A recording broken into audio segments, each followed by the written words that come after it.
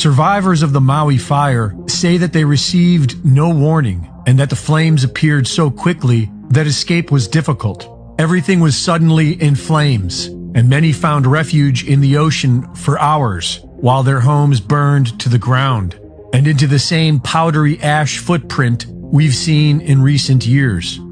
So far, it is estimated that nearly 1,000 people have died. Locals are worried this includes hundreds of children who were home due to school being canceled that day. Several people are reporting that the government is not only doing little to help, but they are blocking local efforts to do so and are not allowing local donations through, and that they are blocking life-saving medicine because it isn't federally approved. Denying people access to bring in supplies, just supplies for people to live.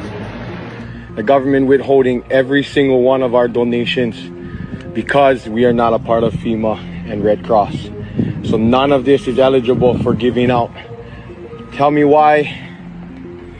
I have no freaking clue. The people of Maui are on their own for now. And aside from the federal government's bureaucratic failure, they have good reason to be suspicious.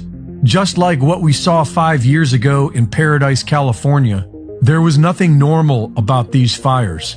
Within a day of burning, it was like a bomb went off. When you see the full extent of the destruction of Lahaina, it will shock you. It does appear like a bomb and fire went off, if I may. And all of those buildings virtually are going to have to be rebuilt. It will be a new Lahaina. Local residents have been reporting bright flashes of light. One was captured by a home security camera that appears to have been the start of the Olinda fire.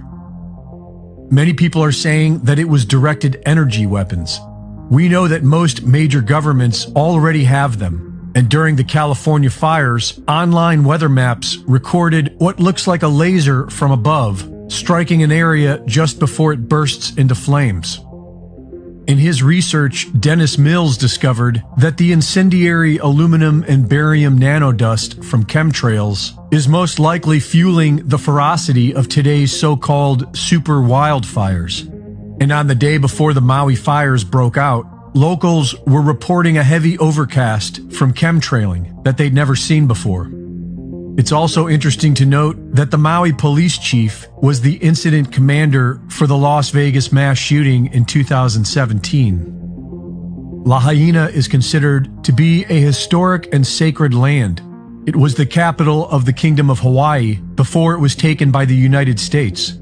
It's been occupied by Native Hawaiians ever since, who are defiantly opposed to the mainland outsiders who have been buying up land with no respect for local culture.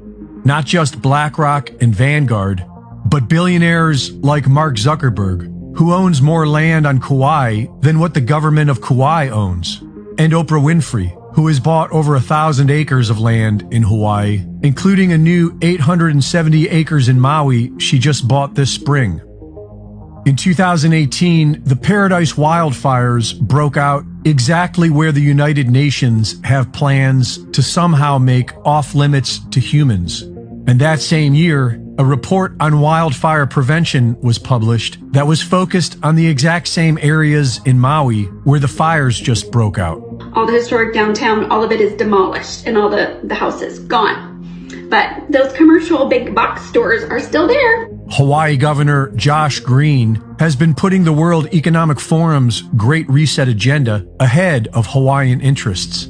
Just weeks before the fire, he unveiled an emergency proclamation on housing that eliminates the traditional Land Use Commission, allowing the government more leeway to build as they see fit, such as building 15-minute smart cities run by artificial intelligence, just like they've been planning to do in Hawaii for years. At some point, I will make a major donation after all of the smoke and ashes have settled here and we figure out what the rebuilding is going to look like. This is going to be a long and difficult process. You're going to see a lot of Phoenix stories rising from the ashes here. Reporting for InfoWars, this is Greg Reese.